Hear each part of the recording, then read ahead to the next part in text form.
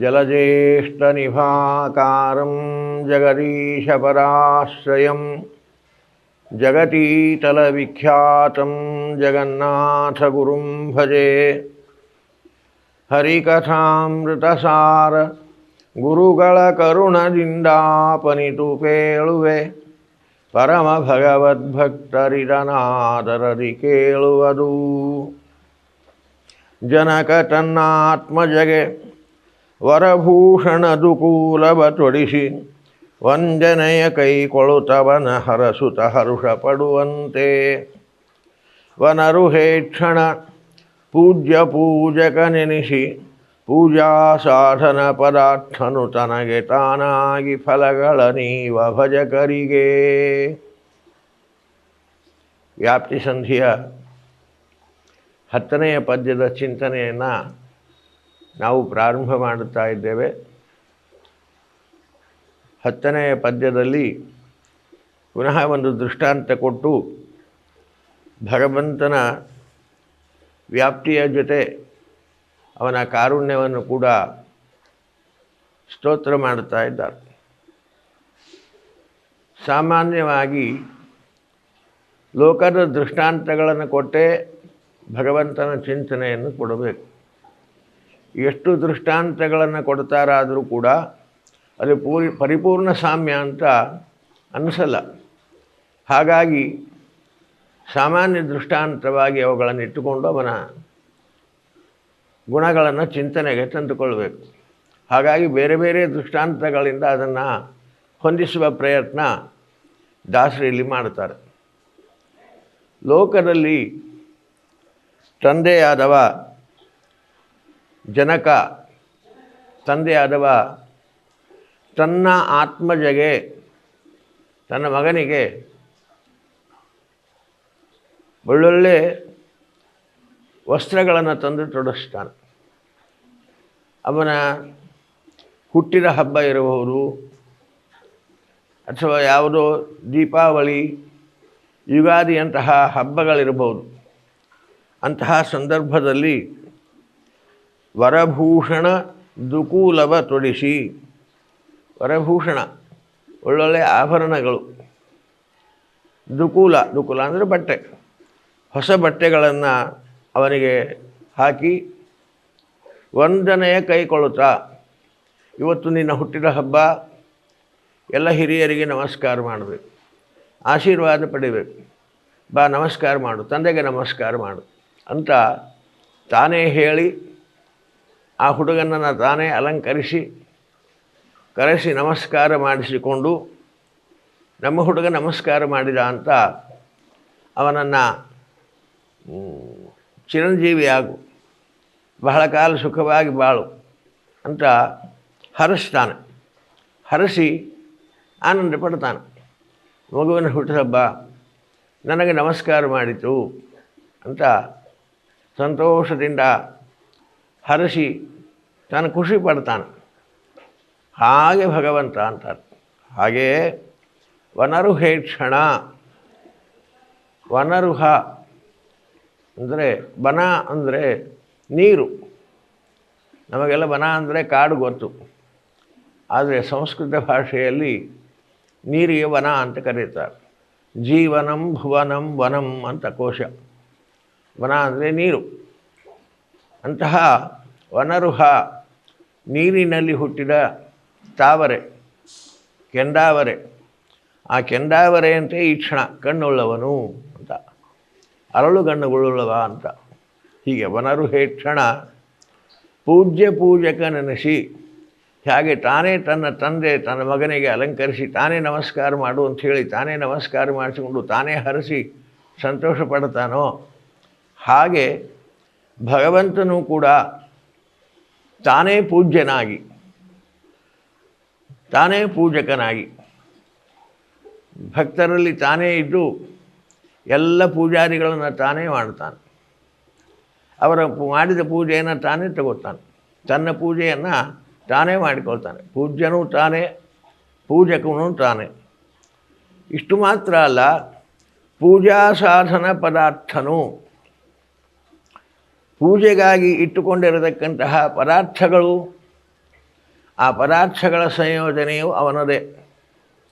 ಪೂಜೆಗೆ ಬೇಕಾದ ಹೂವಾಗಿರಬಹುದು, ತುಳಸಿ ಆಗಿರಬಹುದು, ಶ್ರೀಗಂಧ ಆಗಿರಬಹುದು, ಅಥವಾ ಬೇರೆ ಬೇರೆ ಉಪಕರಣಗಳು, ತಂಬಿಗೆ, ಥಾಲಿ, ಸೌಟು, ಬುಟ್ಟಿ, ಪೂಜೆಗೆ ಎಲ್ಲ ಉಪಕರಣಗಳೇನೆಲ್ಲ ಬೇಕೋ ಆ ಪೂಜಾ ಸಾಧನ ಪದಾರ್ಥಗಳು ಉಪಕರಣಗಳಲ್ಲಿಯೂ ಕೂಡ ತನಗೆ ತಾನಾಗಿ ತನ್ನ ಪೂಜೆಗೆ ಬೇಕಾದ ಪೂಜಾ ಉಪಕರಣಗಳು ತಾನೇ ಆಗಿ ಭಕ್ತ ಪೂಜೆ ಮಾಡಿದ, ಭಕ್ತಿಯಿಂದ ನನ್ನನ್ನು ಪೂಜಿಸಿದ ಅಂತ ಸಂತೋಷಪಟ್ಟು ಹರಿಸ್ತಾನೆ ತಂದೆಯಂತೆ. ಹೀಗೊಂದು ದೃಷ್ಟಾಂತ ಕೊಟ್ಟು ಹೇಳ್ತಾರೆ. ಭಗವಂತ ಪೂಜೆ ಮಾಡಿಕೊಳ್ಳುವವನು ತಾನು, ಪೂಜೆ ಮಾಡುವವನು ತಾನು, ಪೂಜಾ ಸಾಧನ ಸಾಮಗ್ರಿಗಳಲ್ಲಿ ತಾನು. ತನ್ನ ಪೂಜೆಯನ್ನು ತಾನು ಮಾಡಿಕೊಂಡ್ರೆ ಆ ಭಕ್ತರಿಗೆ ಯಾಕೆ ಆ ಪುಣ್ಯ?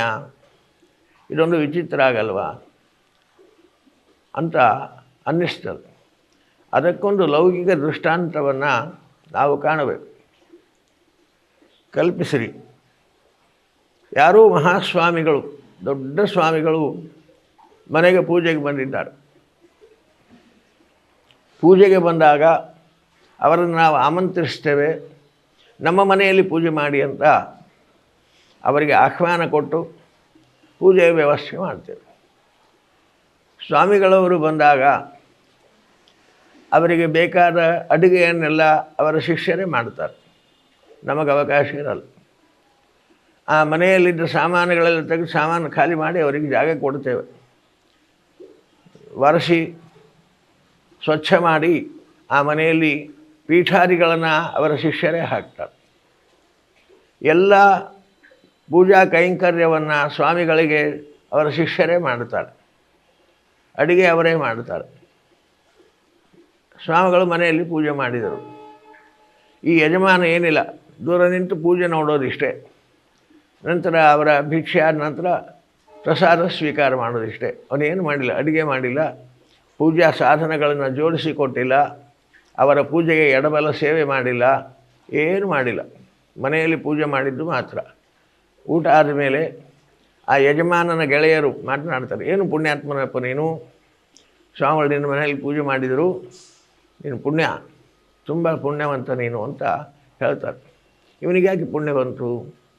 ಇವನೇನು ಮಾಡಿಲ್ಲ, ಅವ್ರಿಗೆ ಬೇಕಾದ್ರೆ ಹೂ ತುಳಸಿ ತಂದು ಕೊಟ್ಟಿಲ್ಲ, ಅಡುಗೆ ಮಾಡಿ ಊಟಕ್ಕೆ ಹಾಕಿಲ್ಲ, ಪೀಠ ಅಲಂಕಾರಾದಿಗಳನ್ನು ಮಾಡಿಲ್ಲ, ಎಡಬಲ ಸೇವೆ ಮಾಡಿಲ್ಲ, ಸಾರಿಸಿ ರಂಗವಲ್ಲಿ ಇಟ್ಟಿಲ್ಲ, ನೈವೇದ್ಯ ಬಡಿಸಿಲ್ಲ, ಸ್ವಾಮಿಗಳಿಗೆ ಊಟಕ್ಕೆ ಹಾಕಿಲ್ಲ, ಏನಿಲ್ಲ.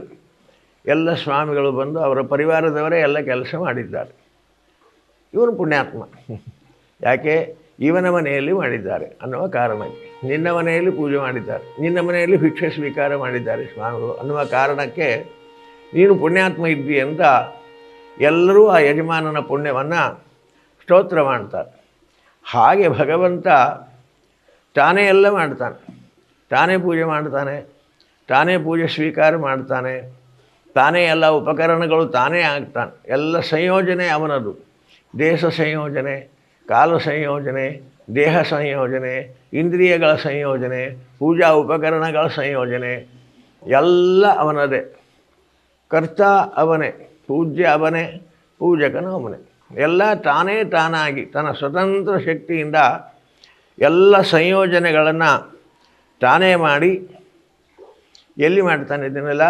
ಈ ದೇಹದಲ್ಲಿ, ಈ ಶರೀರದಲ್ಲಿ ಇದನ್ನೆಲ್ಲ ವ್ಯವಸ್ಥೆ ಮಾಡ್ತಾನೆ ಭಗವಂತ. ಈ ಅಧಿಷ್ಠಾನದಲ್ಲಿ ನಿಂತು ಪೂಜೆ ಮಾಡ್ತಾನೆ. ಈ ಶರೀರದ ಒಳಗಿರತಕ್ಕಂತಹ ಚೇತನನ ಅಂತರ್ಯಾಮಿಯಾಗಿ ಬಿಂಬನಾಗಿ ಈ ವ್ಯಾಪಾರಗಳನ್ನು ತಾನು ಸಂಯೋಜನೆ ಮಾಡಿ ಮಾಡ್ತಾನೆ. ಈ ಅಧಿಷ್ಠಾನದಲ್ಲಿ ನಿಂತು ಮಾಡ್ತಾನೆ. ಆದ ಕಾರಣ ಈ ಅಧಿಷ್ಠಾನದಲ್ಲಿ ಇರತಕ್ಕಂತಹ ಚೇತನನಿಗೆ ಆ ಪುಣ್ಯ ಕೊಡಬೇಕು ಅನ್ನುವ ಉದ್ದೇಶದಿಂದ ಈ ಅಧಿಷ್ಠಾನದಲ್ಲಿ ನಿಂತು ಭಗವಂತ ಎಲ್ಲ ಮಾಡ್ತಾನೆ. ಕಾರಣ ಆ ಪುಣ್ಯ ಆ ಚೇತನನಿಗೆ. ಯಾರದೋ ಮನೆಯಲ್ಲಿ ಪೂಜೆ ಮಾಡಿದರೆ ಇವನಿಗೆ ಪುಣ್ಯ ಬಂತು ಅಂತ ಹೇಳಲ್ಲ.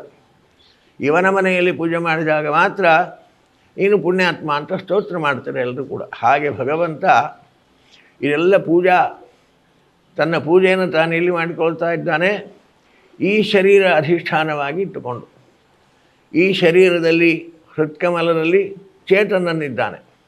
ಅವನ ಅಂತರ್ಯಾಮಿಯಾಗಿ ಬಿಂಬನಾಗಿ ಭಗವಂತ ತಾನಿದ್ದಾನೆ.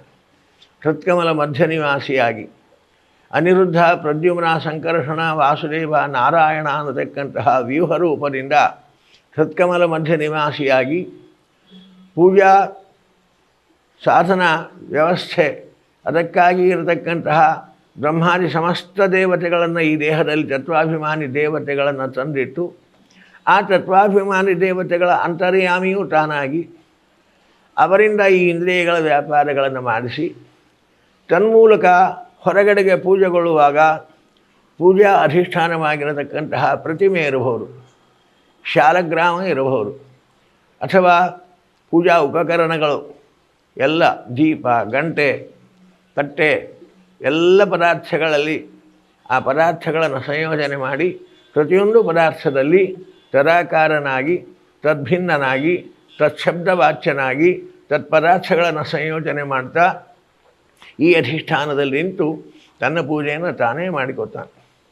ಈ ಅಧಿಷ್ಠಾನದಲ್ಲಿ ನಿಂತು ಇದೆಲ್ಲ ವ್ಯವಸ್ಥೆ ಬಿಂಬನಾಗಿರತಕ್ಕಂಥವ ತಾನೇ ಇಷ್ಟು ಅನೇಕ ರೂಪಗಳಿಂದ ಈ ವ್ಯವಸ್ಥೆಯನ್ನು ಮಾಡ್ತಾನೆ. ಆದ್ದರಿಂದ ಆ ಬಿಂಬ ಈ ಚೇತನನ ಅಂತರ್ಯಾಮಿಯಾಗಿದ್ದಾನೆ. ಆ ಚೇತನ ಈ ದೇಹದ ಅಧಿಷ್ಠಾನದಲ್ಲಿದೆ. ಕಾರಣ ಮಾಡಿದ ಎಲ್ಲ ಪುಣ್ಯ ಅದು ಈ ಶರೀರದಲ್ಲಿದ್ದ ಚೇತನನಿಗೆ. ಹೀಗೆ ಭಗವಂತ ಕರುಣಾಶಾಲಿ, ಜೊತೆಯಲ್ಲಿ ಸರ್ವಾಂತರ್ಯಾಮಿ. ಪೂಜೆಗೊಳ್ಳುವ ಪದಾರ್ಥದಲ್ಲಿ, ಪೂಜೆ ಮಾಡಿಸುವ ಇಂದ್ರಿಯಾಭಿಮಾನಿ ದೇವತೆಗಳಲ್ಲಿ, ಈ ದೇಹದಲ್ಲಿ, ದೇಹದ ಹೃತ್ಕಮಲದಲ್ಲಿ ಚೇತನದಲ್ಲಿ ಸರ್ವತ್ರ ವ್ಯಾಪ್ತನಾಗಿ ತಾನೇ ಸಂಯೋಜನೆ ಮಾಡಿ ತನ್ನ ವೈಭವದ ಪೂಜೆಯನ್ನು ತಾನೇ ಮಾಡಿ ಈ ಚೇತನನಿಗೆ ಆ ಪುಣ್ಯವನ್ನು ಕೊಟ್ಟು ಚೇತನನನ್ನು ಉದ್ಧಾರ ಮಾಡ್ತಾ ಇದ್ದ. ಇದು ಅಸ್ವತಂತ್ರನಾದ ಜೀವ. ಸ್ವತಂತ್ರವಾಗಿ ಅವನಿಗೇನು ಮಾಡಲಿಕ್ಕೆ ಬರಲ್ಲ. ಸಂಯೋಜನೆ ಮಾಡುವುದರಲ್ಲಿ ಸ್ವಾತಂತ್ರ್ಯ ಇಲ್ಲ, ಪೂಜೆ ಮಾಡುವಲ್ಲಿ ಸ್ವಾತಂತ್ರ್ಯ ಇಲ್ಲ. ಅಸ್ವತಂತ್ರನಾದ ಚೇತನ ಇವನಿಗೆ ಸಾಧನೆಯನ್ನು ಮಾಡಿಸಿ ಇವನ ಗತಿಯನ್ನು ಇವನಿಗೆ ಹೊಂದಿಸಬೇಕು, ಇವನಿಗೆ ಸುಖಲೋಕದಲ್ಲಿ ಇಡಬೇಕು ಅಂತ ಭಗವಂತ ಕರುಣಾಮೂರ್ತಿ ಈ ಚೇತನ ಇಷ್ಟೆಲ್ಲ ಪೂಜೆಗೆ ಬೇಕಾದ ಪ್ರತಿಯೊಂದರಲ್ಲೂ ತಾನು ಆ ಅಧಿಷ್ಠಾನದಲ್ಲಿ ನಿಂತು ಅವುಗಳನ್ನು ಸಂಯೋಜನೆ ಮಾಡಿ ಆ ಮೂಲಕ ತನ್ನ ಪೂಜೆಯನ್ನು ತಾನೇ ಮಾಡಿಕೊಂಡು ಈ ಚೇತನ ಮಾಡಿದ ಅಂತ ಆ ಚೇತನನಿಗೆ ಆ ಪುಣ್ಯ ಕೊಟ್ಟು ಉದ್ಧಾರ ಮಾಡುತ್ತಾ ಇದ್ದಾನೆ. ಇದು ಅವನ ಅಪಾರವಾದ ಕಾರುಣ್ಯವೂ ಹೌದು, ಅವನ ಸರ್ವತ್ರ ವ್ಯಾಪ್ತಿಯೂ ಕೂಡ. ಹೀಗೆ ನಾವು ಚಿಂತನೆ ಮಾಡಬೇಕು ಅನ್ನುವ ಚಿಂತನೆಯನ್ನು ಈ ಪದ್ಯದಲ್ಲಿ ದಾಸರು ನಮಗೆ ಕೊಡ್ತಾ ಇದ್ದಾರೆ. ಜನಕ ತನ್ಮಾತ್ಮಜಗೆ ವರಭೂಷಣ ದುಕೂಲವ ತುಡಿಸಿ ವಂದನೆಯ ಕೈಕೊಳುತ್ತ ಹರಸುತ್ತ ಹರ್ಷ ಪಡುವಂತೆ. ತಂದೆಗೇನು ಸಂತೋಷವೋ ಸಂತೋಷ, ಕೂಸು ನಮಸ್ಕಾರ ಮಾಡಿತು, ಕೂಸಿನ ಹುಟ್ಟಿದ ಹಬ್ಬ, ಅದಕ್ಕೆ ಶ್ರೇಯಸ್ಸಾಗಲಿ. ಒಂದರ್ಥದಲ್ಲಿ ಸಂಪೂರ್ಣ ದೃಷ್ಟಾಂತ ಅಲ್ಲ, ತಂದೆಗೆ ಎಲ್ಲೋ ಒಂದು ಮೂಲೆಯಲ್ಲಿ ಸ್ವಾರ್ಥ ಇರ್ತದೆ. ಆ ಸ್ವಾರ್ಥತನ ಅದನ್ನೆಲ್ಲ ಬಿಟ್ಟು ಬಿಡಬೇಕು. ಸುಮ್ಮನೆ ದೃಷ್ಟಾಂತ ತಂದೆ ಹರ್ಷ ಪಡುವಂತೆ ಅನ್ನೋದನ್ನು ಇಟ್ಟುಕೊಂಡು ಆ ದೃಷ್ಟಾಂತವನ್ನು ನಾವು ತಿಳಿಯಬೇಕು. ವನರುಹೇಕ್ಷಣ ಪೂಜ್ಯ ಪೂಜಕ ನೆನೆಸಿ ಪೂಜಾ ಸಾಧನ ಪದಾರ್ಥನು ತನಗೆ ತಾನಾಗಿ ಫಲಗಳ ನೀವ ಭಜಕರಿಗೆ. ಹೀಗೆ ಭಗವಂತನ ಕಾರುಣ್ಯವನ್ನು ಚಿಂತನೆ ಮಾಡ್ತಾ ಅವನ ವ್ಯಾಪ್ತಿಯನ್ನು ಹೀಗೆ ಸರ್ವತ್ರದಲ್ಲಿ ಚಿಂತನೆ ಮಾಡಬೇಕು ಅನ್ನುವ ಚಿಂತನೆಯನ್ನು ಈ ಪದ್ಯದಲ್ಲಿ ದಾಸರು ಕೊಡ್ತಾ ಇದ್ದಾರೆ. ಮುಂದೆ 11ನೆಯ ಪದ್ಯದ ಚಿಂತನೆ ಮತ್ತೆ ನಾಳಿನ ಸಂಚಿಕೆಯಲ್ಲಿ ಮತ್ತೆ ವಿಸ್ತಾರವಾಗಿ ಚಿಂತನೆ ಮಾಡೋಣ. ಮಧ್ವೇಶಾರ್ಪಣಮಸ್ತು. ವಿಶ್ವ ಪ್ಲಸ್ ಜನಹಿತಕ್ಕಿದು ಜ್ಞಾನದ ಜಾಲ.